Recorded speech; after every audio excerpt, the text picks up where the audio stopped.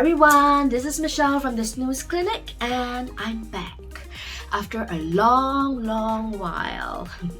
Someone asked if I finally gave up on sleep talk because it was too tedious, too stressful. Yeah, it's a bit tedious to do recordings, editing, but no, I haven't given it up. Okay, so what happened?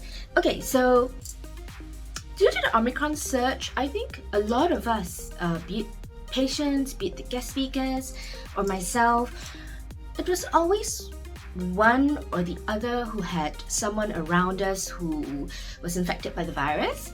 So in order to try to contain the virus from spreading, amongst ourselves at least, right, we decided to self-isolate each time someone around us got it. So first it was A, then when A was fine it was B. So yeah, we couldn't get together to record anything or do anything for that matter. In fact, I did postpone my appointments for a week or two because both my parents were infected with COVID, but I didn't get it. Yeah, not sure whether that's a good thing. Okay, so now everybody is back. Thank goodness. So we can continue our next few episodes of Sleep Talk. Most of the time, I think patients are dragged to the ENT by their spouses, by their girlfriends, by their boyfriends, not because of obstructive sleep apnea per se, but because of snoring. Unbearable snoring, to be exact, that disturbs the peace of the whole house, hopefully not the whole neighborhood. Yeah, so in this episode, we have invited Dr.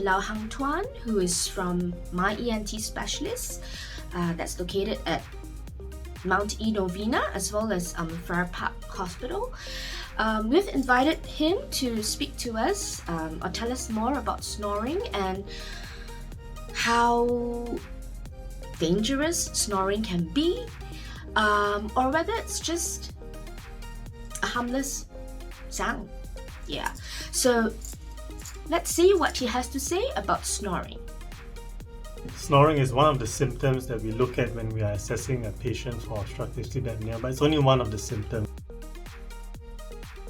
Structures in your throat vibrate and it creates that rumbling sound that we associate with snoring. Ah, okay. So it's actually the vibration, is it, that actually causes the... It is, yeah. So it's the vibration sound that we're hearing. Well, there's some truth in that. Snoring is never attractive. It's a social nuisance to some bed partners. We find that males do snore more than females. Some people snore in certain positions. Some people snore because they're on alcohol or on medication. If someone were to constantly breathe through their mouth, that may change the way that their face grows, and their face may then become longer as well as narrow and shorter. So we do want to try and prevent or at least reverse the effects of mouth breathing and snoring in children. So it really depends on what we find. If we're dealing with a simple snorer, it may be certain habits that they're doing that may predispose them to snoring. So things like excessive alcohol consumption, too much caffeine intake, or recent weight gain. These are risk factors that may affect someone's snoring. Treating the nose is something that we find is very effective in reducing snoring. Thank you, Dr. Lau, for sparing the time to do the recording for this episode. Okay, for the rest of you, if you want to find out more about snoring, what is snoring, why does it happen, what does it mean, please go to the full podcast.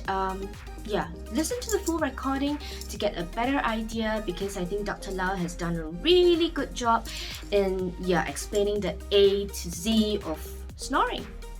Yeah, so that's all for now.